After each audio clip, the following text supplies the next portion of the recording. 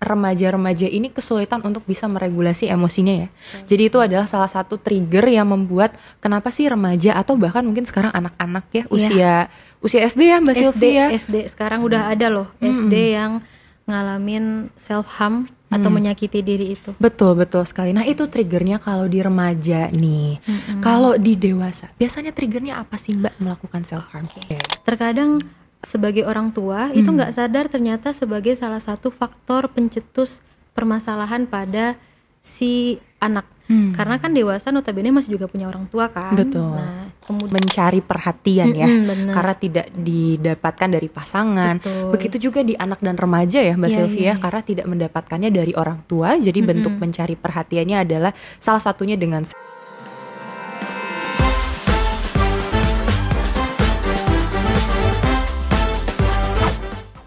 Halo Sobat Syafira. halo.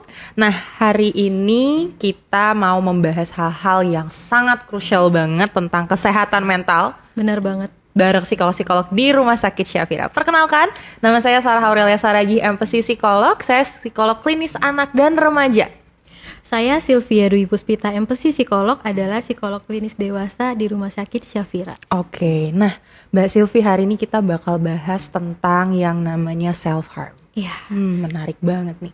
Karena self-harm itu sekarang lagi tinggi-tingginya ya. Banget. Dan banyak banget terjadi bukan hanya di dewasa, Betul. bahkan sampai remaja dan juga anak-anak. Itu paling parah banget itu. Oke, nah hal pertama yang mau kita bahas tentang self-harm ini apa sih Mbak Sylvie? Aku mau nanya dulu nih ke Mbak Sarah. Boleh. Kan pasti banyak nih pertanyaan dari netizen-netizen ya. Betul. Sebenarnya self harm itu apa sih? Dan penyebabnya itu apa? Faktor penyebabnya orang, apalagi remaja ya, dan dewasa itu kenapa bisa sampai self harm? Oke, menarik banget nih Mbak Sylvie. Jadi self harm itu adalah segala bentuk perilaku ya dari diri orang tersebut untuk menyakiti dirinya dan memang bertujuan untuk mengurangi rasa sakit secara emosional gitu. Jadi lebih ke release emotionally gitu. Dan biasanya ini dilakukan intensinya bisa dua nih Mbak Sylvie ya. Bisa karena memang merilis emosinya atau mungkin untuk mendapatkan sesuatu yang tidak pernah didapatkan gitu ya.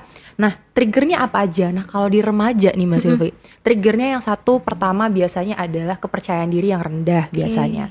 Nah, biasanya teman-teman remaja itu juga sudah memiliki kondisi-kondisi kesehatan mental yang mungkin harus kita bantu gini, atau yang terganggu, misalnya seperti yang depresi atau gangguan kecemasan, itu lebih beresiko melakukan self harm.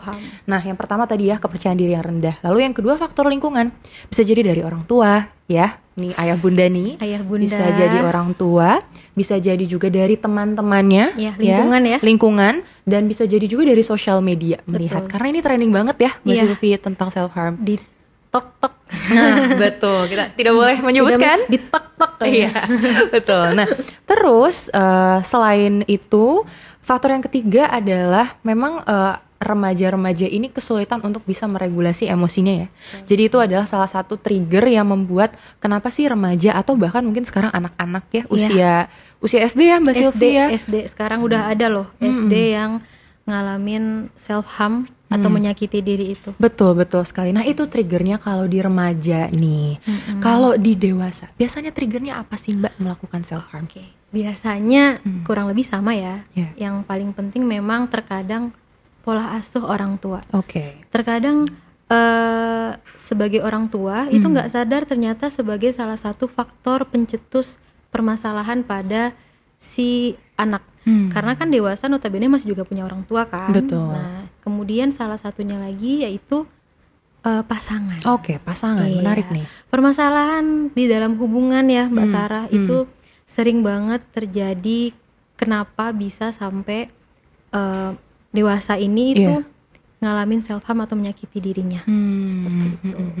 Nah, menarik banget tentang percintaan nih ya Mbak Sylvia. Apa sih trigger utama dari pasangan yang bisa jadi sign-sign yang harus Sobat Syafira tahu? Biasanya kita ngomongin kasus aja deh ya. Kasus banyak banget kasus yang di pasangan itu mungkin entah itu perempuannya, entah itu laki-lakinya itu mungkin merasa kurang disayangi. Mungkin adanya ketidakcocokan dalam love language ya, atau bagaimana cara mereka menyayangi seperti itu. Jadi di antara kedua belah pihak ini merasa tidak diperhatikan. Nah, jadi salah satu cara, jadi misalkan antara cowok dan cewek ini sudah berusaha nih, oh aku ngelakuin ini A, B, C buat nyari perhatiannya. Nyari perhatiannya gimana aku bisa merasa disayangi, aku dibutuhkan, seperti itu. Nah, biasanya itu di akhir, itu udah kayak usaha terakhir. Ini ada kasusnya ya, memang dia melakukan self harm agar pasangannya ini tidak pergi dalam hubungan itu. Jadi salah satu alasan, oh kamu terus bertahan sama aku loh udah mau self harm, mau menyakiti diri. Nah, sehingga si pasangannya itu kan jadi merasa, oh aku punya tanggung jawab untuk mempertahankan si orang ini. Jangan sampai karena dia self harm, aku nih yang kena. Jadi itulah jadinya, yaitu hubungannya jadinya tidak baik ya, tidak sehat.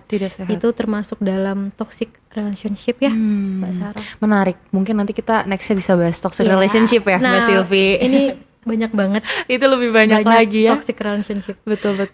Tadi kan berarti salah satu bentuk self harm ini tujuannya adalah mencari perhatian ya, karena tidak didapatkan dari pasangan.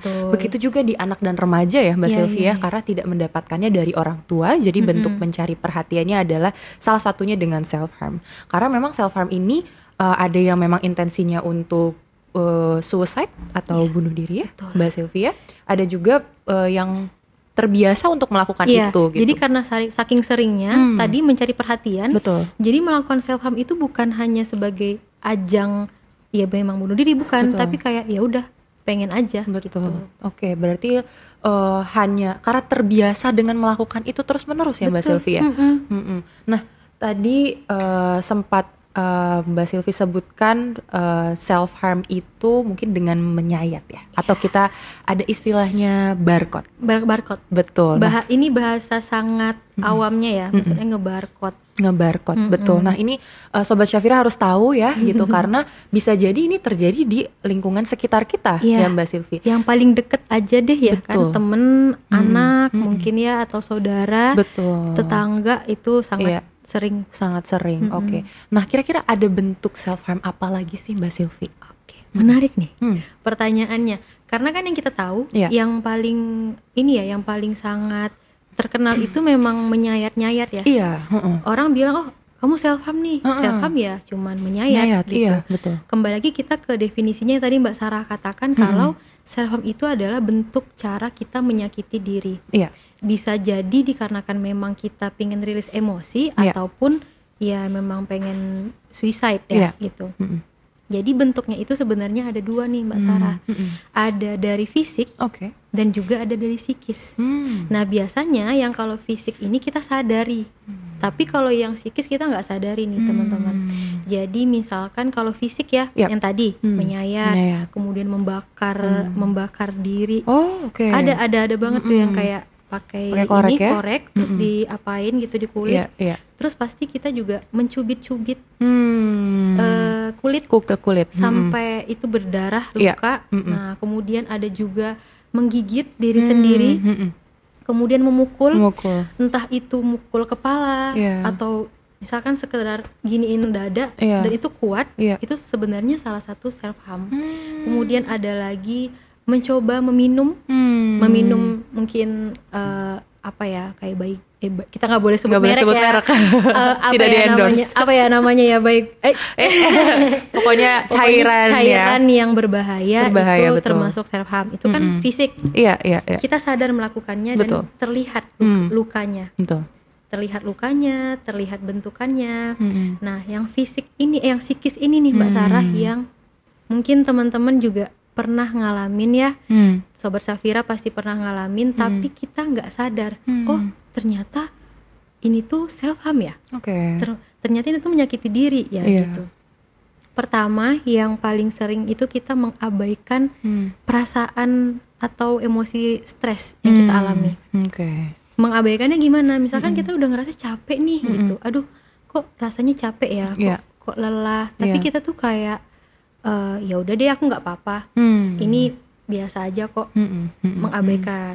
Terus yang kedua itu kita kan pasti punya emosi negatif ya. Betul. Emosi negatif kan banyak tuh, ada sedih, kecewa, takut, marah kayak gitu.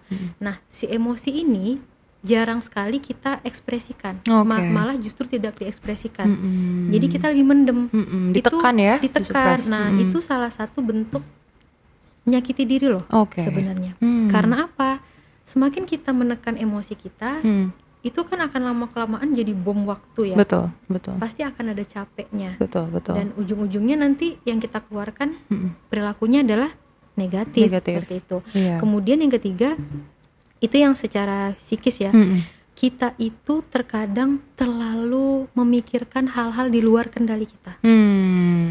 Kayak pikiran orang lain, perasaan orang lain, ya kan. Terus bagaimana orang lain beropini. Yeah. Dan kita itu terlalu memikirkannya, kayak aduh nanti orang lain gimana ya melihat aku, memandangku, perkataannya, kayak gitu. Betul. Nah itu sebenarnya menyakiti loh, karena itu sering-sering dilakukan kan. Dan yang paling sering terjadi dan kita nggak sadar. Kita sering self negative talk, mengucapkan kata-kata negatif ke diri sendiri. Contoh, aduh aku kok bodoh sih, aduh kayaknya aku nggak berharga deh, aduh kenapa kayak sih aku nggak bisa deh, iya kenapa sih aku gini doang nggak bisa, betul, kok aku nggak mampu gitu. Itu sebenarnya sederhana ya, ya kan Mbak Sarah, sederhana kayak omongan kita pada umumnya aja, betul. di pikiran kita, tapi tanpa Sobat Safira sadari, itu termasuk dalam menyakiti diri kita. Betul. Karena ketika kita udah, itu jadinya labeling ya ke diri kita. Kita udah melabel, aku bodoh, aku tidak berharga, aku tidak mampu. Jadinya kita punya pikiran, kita jadi tidak percaya diri. Kita jadi membatasi pergaulan sama orang. Kita jadinya tidak berkembang jatuhnya. Betul. Jatuhnya ya kita tidak ada harga dirinya, dalam kita aja tidak bisa menghargai diri kita, apalagi orang lain, seperti itu kan.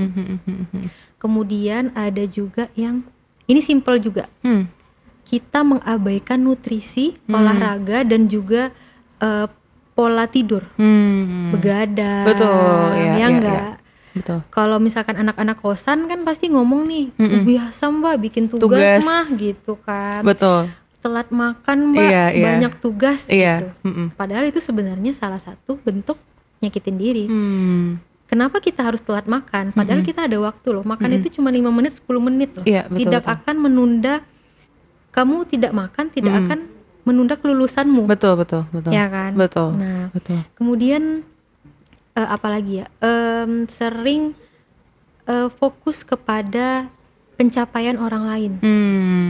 Ya, jadi membanding-bandingkan diri deh. Itu sering kan?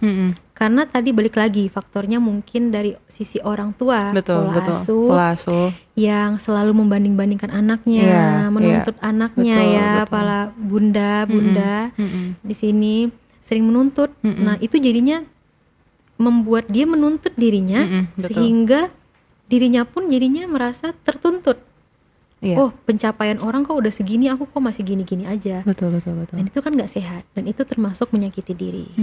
Kira-kira seperti itu sih, antara fisik dan psikisnya dalam menyakiti diri ini sih Mbak Sarah. Menarik, banyak banget ternyata bentuk-bentuk self harm yang kalau kita kategorikan levelnya mungkin ada yang level terendahnya, sedangnya sampai yang paling tinggi mungkin yang terlihat efeknya gitu. Fisik ya. Oke. Ada bedanya nggak sih Mbak Silvi antara laki-laki dengan perempuan ketika self harm? Menarik nih, ya kan? Ini menarik banget nih. Pasti ada bedanya. Ada bedanya banget. Kita bukan masalah membeda-bedakan gender ya. Ya, kita bukan masalah membeda-bedakan gender, tapi ketika perempuan itu self harm, itu kan lebih kepada fisiknya ya. Kalau laki-laki contohnya misalkan tadi nge-gym yang terlalu berlebihan. Kayak misalkan kan nge-gym itu kan juga ada waktunya ya. Nggak Senin sampai Minggu harus nge-gym gitu. Tapi dia mengapakan dirinya untuk nge-push, ngedorong dirinya untuk nge-gym terus, misalkan untuk mendapatkan hasil yang maksimal.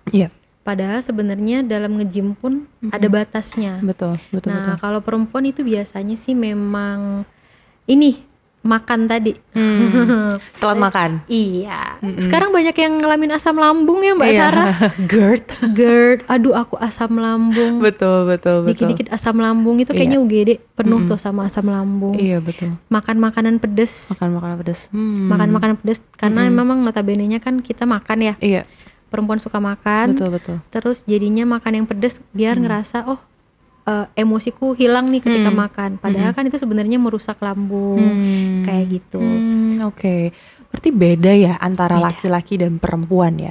Lebih ke kalau perempuan karena secara emosi dia lebih in tune, lebih inward ya. Jadi lebih ke fisik yang diserang ya, supaya dia lebih rilisnya langsung gitu.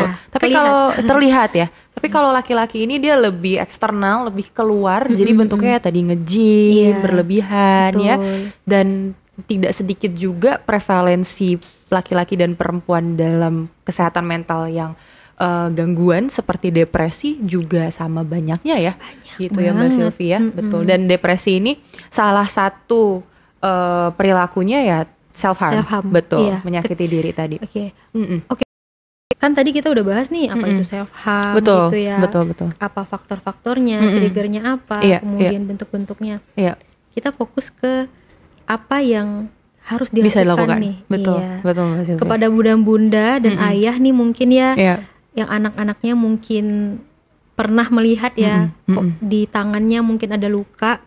Kira-kira menurut Mbak Sarah apa sih yang harus bunda dan ayah lakukan kepada anak yang melakukan self harm? Betul. Nah, kalau self harm ini kan berarti ada emosi di dalam diri yang nggak selesai ya, Mbak Sylvie ya, nggak selesai nih, terpendam gitu. Dan terpendamnya itu lama. Jadi self harm ini tuh biasanya titik terakhirnya ya Mbak Sylvie ya. Pilihan terakhir. Betul, pilihan terakhir karena selama ini pertama tidak pernah didengar. Ya, kedua tidak pernah diperhatikan tadi, dan yang ketiga ketika berusaha untuk membuka dirinya atau terbuka dinilai, dan dinilainya biasanya cenderung negatif. Betul. Jadi kepada orang tua hal yang bisa dilakukan paling minimal adalah aktif mendengarkan dulu.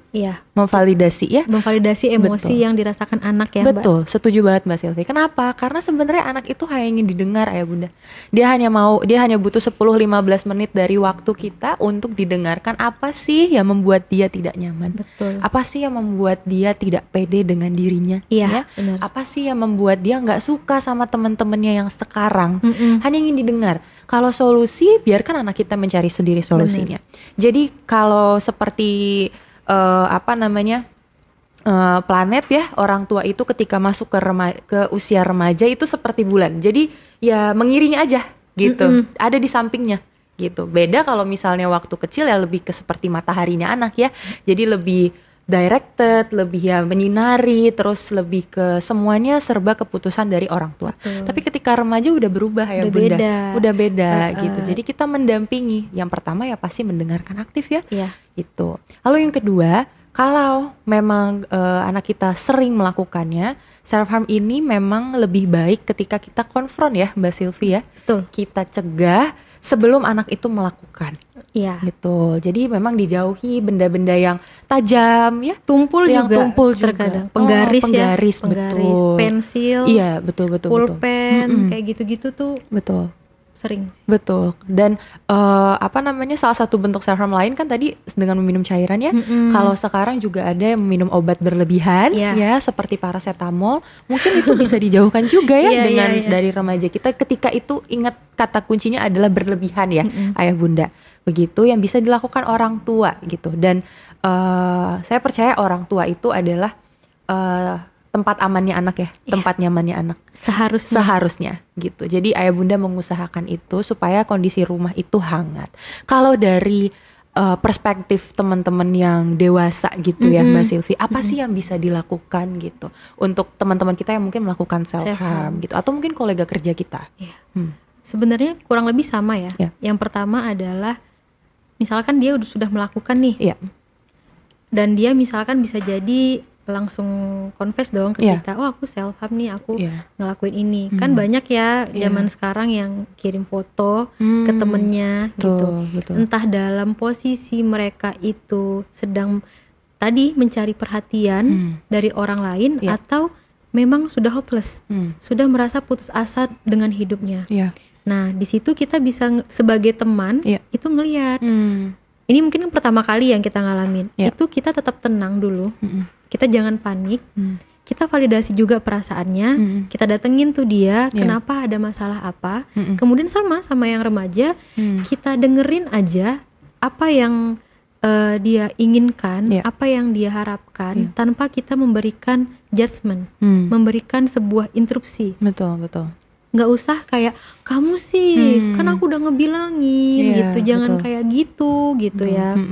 Nah, jangan, cukup mendengarkan aja. Mendengarkan secara benar-benar mendengarkan. Mungkin bisa dengan pelukan, memberikan afeksi ya, memberikan rasa nyaman. Benar. Karena orang yang mengalami self harm itu merasa dirinya itu tidak berharga. Sudah ada merasa, bisa jadi ya. Karena kan ada tadi 2 macam nih. Karena emang mencari perhatian atau memang lagi hopeless. Betul. Nah, jadi kita untuk pertama kali yaitu aman dan nyaman. Tapi ketika teman kita sudah melakukannya berulang-ulang kali, kok kayaknya ini berulang ya? Aku udah ngasih tahu kamu, misalkan aku sudah berusaha to attention, ngasih perhatian, kok ini terjadi lagi ya gitu.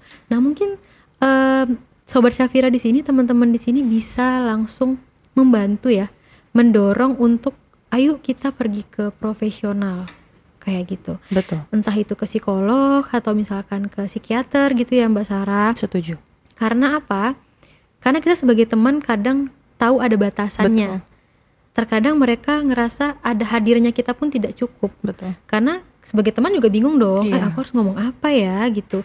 Takut salah ngomong. Betul. Gitu. Karena memang pada saat posisi itu mereka itu sedang rapuh-rapuhnya lah, bahasa anak mudanya sekarang. Lagi rapuh, sensitif banget. Jadi setiap kata yang kita ucapkan itu bisa jadi men-trigger mereka. Betul. Makanya ketika sudah ada momen itu kan bahaya ya. Kalau yang sudah menyayat, membakar segala macam. Ayo dorong untuk teman-temannya kita gitu ya, orang terdekat kita untuk segera ke profesional. Seperti itu Mbak Sarah. Nah, ngomong-ngomong tentang ketenaga profesional nih ya Mbak Silvi ya gitu. Ternyata dengan mungkin kita sekarang punya stigma negatif tentang tenaga profesional dan self harm ini kan pasti penilaian pertamanya adalah ada sesuatu yang buruk gitu ya Mbak Silvi. Tapi Ayah Bunda dan Sobat Syafira harus segera membantu dan menangani sebisa mungkin gitu ya. Ketika memang ada kemampuan yang kita tidak bisa dan kita merasa teman kita atau anak kita akan lebih terbantu ketika ke tenaga profesional, alangkah lebih baiknya langsung datang. Betul. Iya. Kebetulan di Rumah Sakit Syafira ada psikolog klinis nih, Ayah Bunda dan teman-teman. Kita ada buka 2 nih. Betul, ada 2. Ada apa aja Mbak Silvi? Ada anak dan remaja. Betul. Dan juga saya itu adalah khusus dewasa. Iya, betul. Jadi Ayah Bunda dan teman-teman Sobat Syafira sekarang sudah bisa dilayani di psikolog klinis kami di Rumah Sakit Syafira ya. Kalau untuk praktek ya, Mbak Silvi di jam berapa hari apa? Oke, ini beda-beda ya. Betul. Jadi kalau saya itu Senin, Rabu, Jumat itu jam 9 sampai jam 3 sore Mbak Sarah. Kemudian di hari Sabtu itu jam 9 sampai jam 12 siang. Oke, jadi banyak banget nih waktunya untuk bisa konsultasi ya. Jadi untuk mungkin sobat-sobat Syafira yang berusia 17 tahun hingga 50 mungkin ya. Itu bisa banget kalau misalkan sedang, sebenarnya kan kita ke psikolog tidak harus kenapa-kenapa ya. Betul. Lagi baik-baik aja pun kita juga mungkin butuh betul, sekedar diskusi terkait kesehatan mental gitu ya teman-teman. Jadi ke psikolog bukan karena kamu kenapa-kenapa, sedang baik-baik aja pun kamu juga bisa banget ke psikolog. Setuju banget Mbak Silvi. Kalau Mbak Sarah sendiri nih layanannya kapan? Oke, kalau saya psikolog klinis anak remaja ada di setiap hari Senin sampai hari Jumat dari jam 7:30 sampai 3 sore. Dan di hari Sabtu dari jam 8 sampai jam 10 pagi. Tapi ruangan kita di mana nih kalau Mbak Silvi ruangannya? Kalau saya itu Senin Rabu itu di Poli Anggrek. Bisa menemui Mbak Silvi di Poli Anggrek ya? Iya. Untuk hari Sabtu itu fleksibel. Nanti bisa di mana, entah itu mungkin di Poli Anggrek ataupun misalkan bisa di Tumbuh Kembang Anak di tempat yang Mbak Sarah. Iya, betul sekali. Kita bisa ketemu nih. Betul sekali. Kalau Mbak Sarah di mana? Nah, kalau saya di lantai 4 di layanan Tumbuh Kembang Anak. Jadi untuk ayah bunda dan sobat-sobat Syafira, kita hari ini udah belajar tentang self harm ya. Dan ini topik yang sangat sensitif sekali. Jadi Psychologist Podcast ini akan hadir terus untuk membahas berbagai tentang topik kesehatan mental.